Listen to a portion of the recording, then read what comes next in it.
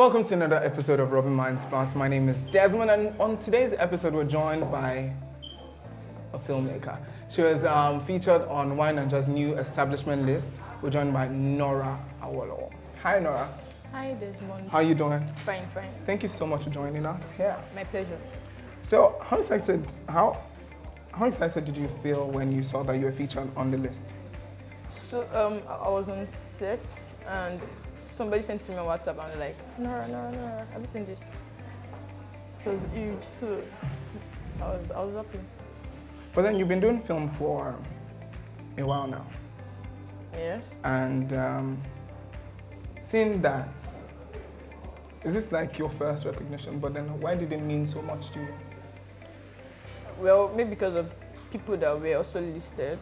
Like there were people I also look up to, like someone like visiting me, like people that okay, yes, these people are actually doing great things. So to there's still people that are actually great to something like you for what. There's also like how will I put it? It's also always nice when you know like your work are appreciated. So All right, speaking about greatness, you're wearing a shirt that says shout out to my t-shirt plug. Oh, fantastic. So you make films. Yeah. Documentary films. I remember one of the films you did from last year, which went on to show in different festivals, was The Life at the Bay, documenting the women at Tarkwa Bay. Sad now they've Yeah. So, but what headspace were you in when you created that? It was a collaboration with Kiki Modi. We met at an event and they were asking everybody, what do you want to do for the year? Like, what's that thing that you want? And it was even in January, what was that thing you wanted to do for the year? Everybody was mentioning there. She was the host of the event, and she said she wanted to shoot a documentary that year. That she does not know how, but she was sure she was going to, like, that was one of our plans and our goals for that year. That's 2019. And I reached out to her after. I said, I was at the event too. So I just said, I'm a filmmaker now, let's collaborate, shoot something. So next weekend, we just had to, okay, she came up with the script and said, okay, Nora, let's try this. Next weekend, we had to go to Tarkwa Bay to actually like do research, get like a tour guide that was going to take us around, this and that. So that's how we came together and said, okay, let's create something. Not like I had the mindset that day that, okay, I was going to shoot it. But because she came up and said she wanted to do something, that is always good to speak out. Like that was what she wanted to do. And I was like, well, it's in my capacity to also like collaborate with her since I can shoot and I can also edit. So let her just like produce it, like get everybody involved, and maybe partner too with money too. So the things that's considered to shoot the documentary. Fantastic. But then it went on to show in different festivals. I mean, it was surprising because we never had the intention. We never had the intention that we were going to. I think it was just like, just come in and we had to. I think somebody saw it and was like, oh, this is very nice. We can distribute this for you. That. They told us pay a fee, but I was like, I'm not interested in paying anything, distribute anything. But Kiki was insistent, and she was like, Nora, let's try this. She was submitting for festivals at my back, so I did not know.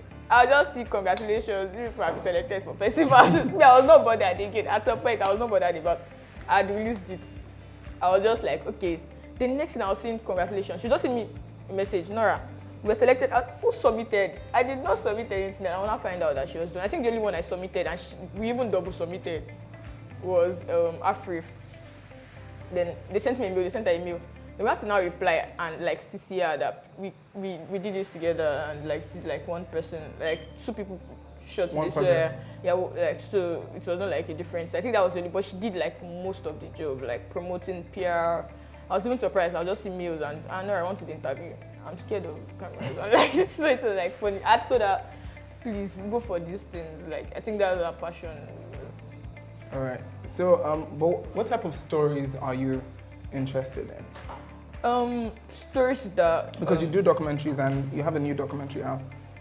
Yeah. So, what type of stories are you interested in? Well, two things, because the personal project has to be funded by money.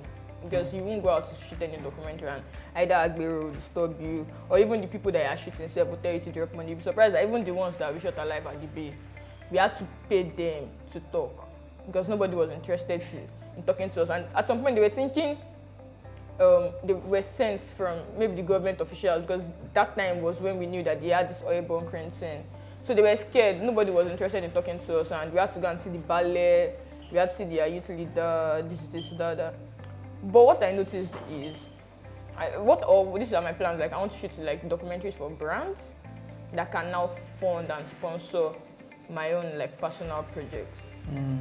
Yeah, because brands, I don't think you have this creative freedom over their stuff. It's the brief they give you that you have to shoot. But for my personal project, that's to be stories that even that you were not present, you can actually feel the pains and you can actually understand this is what we are trying to say. This is like what these people actually faced. So I think that's just the whole aim. Like now, people are telling, like now, I think our views on YouTube, because of the whole Tarkwa Bay thing, has now like doubled or even tripled. Because now people are like, okay, this is what Tarkwa Bay actually looked like before they now evicted them. Like, I was proud that thank God we shot this thing. I was even there, maybe I was there on Saturday for something. I had a team bonding with like CVP Adventures, and I was there. I had some drone shots that I could never release it because I was like, what kind of story am I trying to tell now that they've evicted these people? I just kept them somewhere that they were like, let's create something. I wanted to like create something with team bonding, and I like, we can't release this thing. They've evicted everybody here. But now you can go back and say, okay, these are the lives, or these are the problems that people, challenges that people are actually facing. Now you've evicted them, what do you want them to do, and that kind of thing. So like, people understand, okay, this is where the people that were like samples of people that were actually living there before. And maybe in future, 10 years later, somebody can go back and say there were actually some people, they can relate to our story and say there were actually some people living at Tarkwa Bay. So like stories that are relatable, stories that they're not everyday stories, but they're actually pains, challenges, and things people went through that everybody wants to hear, or nobody wants to document, and somebody's actually telling the story. All right, fantastic. I remember going to Tarkwa Bay for an event tied to the documentary yourself and Kiki Modi did at Tarkwa Bay, which was Life at the Bay Xmas party in December with Kiki Modi. And then you could see the connection that she had with the people there. Yeah. And I believe that was from the documentary. And then you also, from filming all of these people, you must have grown some sort of connection with some certain people. Because even before it was on Twitter, like the guys there, because when I go to Tarkwa Bay now, I'll just call maybe Desmond, I have like 3 or 4 of them, Lekon. I can just call, I'm coming to Tarkwa Bay, and they just come and pick me at the... So they were like, Nora, this. Before they even started, I was like, what's happening? So like this connection, when you're telling stories, because at the end of the day, nobody wants to share story with a stranger, so you have to actually relate to them very well. Okay, tell them that you also understand what they are going through and all these things. These are one of those things that you enjoy too while shooting documentaries. But then hearing that they were evicted, how did that make you feel? I was devastated for a second. But see, at this point, I'm tired of Nigeria. Nothing shocks me anymore. I won't lie to you. I'm tired. Like, there are some things that you just hear and be like, well, it is Nigeria, anything can happen. But I felt for like at least few people I knew. I had to send them money. One said his parents were relocating to Bayelsa. One said they were going to Badagry. Okay, just at least I did my own part. I've done my own part. And if I die today, God knows I've done my part. There is Nigeria government that has their blood on their neck. So these are things that you actually face every day. But it was a very, very sad thing to hear. It was a very, very sad thing to hear. But the thing was, these people saw it coming. Because last year, because if you watched our interview, you would see we mentioned the area was for like this Navy officers, and we mentioned it because they were one of the women told us like they were the owner of the lands, but these people were buying the lands like they actually like they are buying lands in Lagos, but they actually know that it's like this area like a government area and everything. And the woman was saying that soldiers are camped around that area, because even if you are going to Tarkwa Bay, there's a point to tell you not to record or use your camera or something, that they know that anything can happen. But maybe it was just too sudden, because you can just be sleeping and you don't know that somebody come and like evict you the second day, that made it like worse, and people had to. I feel like maybe it was just too sudden, because I saw a video of a woman crying that she could not find her 5 kids and all of that. I saw that video as well. Yeah, maybe if they told them like, okay, we give you 1 month. I feel like because you have to make plans for this thing. That's why I felt like this Lagos Okada Ban doesn't make any sense. if you had announced that, okay, we are giving you like 1 to 2 months, everybody should find an alternative or something, you have to look. People have, not like you're just making them displaced all of a sudden. So these are like, I feel like, I'm tired of Nigeria, well. So me, I've said it again, nothing shocks me anymore. Every story that we, everything is, they know, is welcome, it is welcome. But you're using one of the strongest tools to change narratives is the media, and you create documentaries and films. So how do you plan on using this gift and talent to show some of these ills in society and bring the attention of the government? Or it's something, or you've just gotten to that point where you're just like, at this point, I'm not shooting for the government. No, for the people. Yeah, so I'm shooting for the people because, because I like different levels, but let me make an example. Now, when we had to ask for donation, because I was almost surprised, I was like, well, donation, maybe people will actually answer us or not. I think we raised about 800,000 naira. But because people already knew, okay, we had like a backup of like a video to back up that this is actually like real life challenges that these people are actually facing. But this is something about documentary. You're telling like challenges, or you're documenting somebody's life. You're just trying to tell something. If you're trying to like change a narrative or trying to like make people like shed more light on like an area or something, you're also trying to assist your subject matter. So I think that is something about documentary that if there are some that are monetary that you can assist monetarily, and there are some that maybe it's emotionally, like if you are shooting something about rape or something, it has to be something that maybe that they need like a counselor or they need like a therapist or something, but they're actually helping people. They're not just doing it that, okay, I'm just doing it because I want Nora Awolowo's name to be there. But people actually know that, okay, there's something happening in Nigeria at so place or so time. Like, see, like sex for grades, and it is happening. Everybody knew that these things are happening, but now everybody knew Dr. Boniface. At least there's like a subject that you can say, okay, this person, this did. And they've also helped like some people, like some ladies or women that have been harassed at the university or something. You're also trying to shed more light and trying to also control or change the narrative or correct 1 or 2 things. So I think that's one thing that I enjoy shooting documentaries. That's one of the reasons why I enjoy shooting documentaries. Okay, fantastic. So, personal project too, because brands, they will not pay you to go and be shedding more light in one area. So, for you, how did you learn? How did you become a filmmaker? So it was a gradual process. I don't say I just woke up and, because people feel like it was like automatic, or I don't know how to say it, but I started when I was in 100 level. I met a friend on Twitter that we just connected and said, okay, let us meet up. He was doing his NYC at Ekiti then. And I was like, what do you want to do aside from school? I mean, I was earning 15,000 naira per month for my parents then. This is what you want to be doing all your life. And I was using an iPhone 5. And I was like, I want to tell stories, but cameras are expensive. Maybe 120 or 150,000 naira was so scary then. And like, probably like, is it out of 15,000 naira that I was used to buy food and that I want to save money for camera? So it was something. And he was like, you have a phone. You can start. Then he started sending me like profiles. I think this person is one of the person that changed my life. He started sending me content, friends, books, or people that were actually using their smartphones to document people, and they were getting paid from it. Oh wow! Now I was just like, well, then I had a friend on Instagram then that I had to follow, Dr. Khalid. Shout out to Khalid. Was using his phone. He was working in Techno Mobile. Then he was using his phone to take like pictures every day. Waka waka people. I'll send my pictures to him. Can you review this, that? Then one day shooting your shot is actually good. Then he was like, are you interested in working with Techno Mobile, this and that? And I'm like, why not? So we agreed for a meeting in Lagos. Then I was in school and we agreed every of their smartphone that comes out, I get like a copy of it. I take pictures with it, and because I had like a lot of following on social media then, I think I was leveraging on Instagram very well. Then if you post it, maybe I had like a KPI that I had to meet per month, and I was getting paid monthly in school. So like a big deal for my family and like my friends. Like it was even a big deal for me because like the students that was making like somebody's salary from school. Then maybe my first 2-3 salaries was what I used to buy my first camera.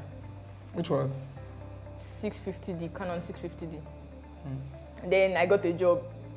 It was easier for me because I was already using smartphone. So when I just announced that I had the camera, people were interested in like giving me jobs and okay, since things that she has been doing, so it was easier for me. But the first job I got was a burial job. Since then I stopped shooting burial. It was terrible. Fam, I could not move close. And it was all this Igbo burial. Ah, Jesus.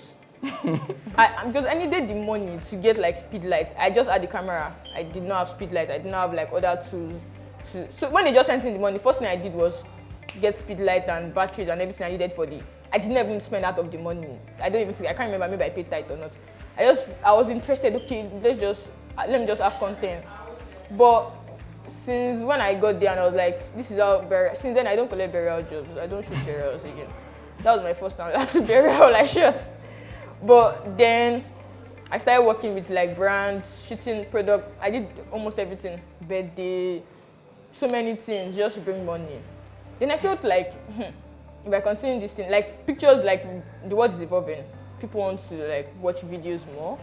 Videos tell like more stories. Like you can hear people's voices. You're actually like reaching like a certain audience. Like they can understand. Okay, this is what person actually. I said, okay, let me just move into videos. Then I think Lotta just started one of our shows. Then maybe Lotta Takes or something. I was shadowing the cinematographer on the set. Then one day the guy did not show up, and they were like, "You've been working on set as BTS. Carry camera and shoot." And that was it. Then we shot, I think we went to Adekunle Goza's and I shot some. I just shot it like that. Then they gave it somebody else to edit. Then later, editor started fucking up. And see, edit too now. I was using Windows Movie Maker. That was my first like software to edit. I used to that too. Sorry, my story is so I used that to edit. Then after that, started improving. I had to check online, check YouTube, what are the editing softwares I could use to actually do better. Then they had a job with Sky Vodka. I said I should come on set as BTS video. I'm so glad for people that actually like made effort to make me better because like these people are actually paramount in my life. Then anyhow I edited it, they would just tell me, okay, cut this out, and they accepted like that and still even paid me. So it was like that, and I was like, okay, I wanted to improve. There's standard for this thing. There are standards like you don't want to go below. You want to get better than those standards. So I just said, okay, let me continue improving. I was using YouTube. I had friends that were better than me, and I could send message to, okay, if I shoot something on the road or I just cut her, what do you think I could do better? So they just send me, okay, next time maybe frame it this way. Don't frame it this way, this, that. I was consistent. I feel like maybe that's just best thing. Even when I did not have like paid jobs, I could go on the street and just shoot like random people on the street just to edit and like get caught. So like that was my journey. Then later brands were coming in, okay, Nora is good, okay, maybe they saw something I shot, okay, can you do this for me? Can you do that? Then money was now coming in. It was not like it was just overnight. And alright, I get it. So, do you have any job that you regret that you assigned to the burial or what? Like when you saw it, you're like, was I really the one that shot this? Yeah, I deleted some videos off my YouTube page maybe 1 week ago. Yes, I have a couple of them. But again, I stopped deleting. There was a time I wanted to delete like a lot of pictures and videos off my Instagram page. Then I like said, see, if I leave this thing, people will actually like, okay, look at it, that it was not overnight. Growth process. Yes, like you can see, okay, in 2017 this was our job, in 2018 October this was our job, in December this was our job.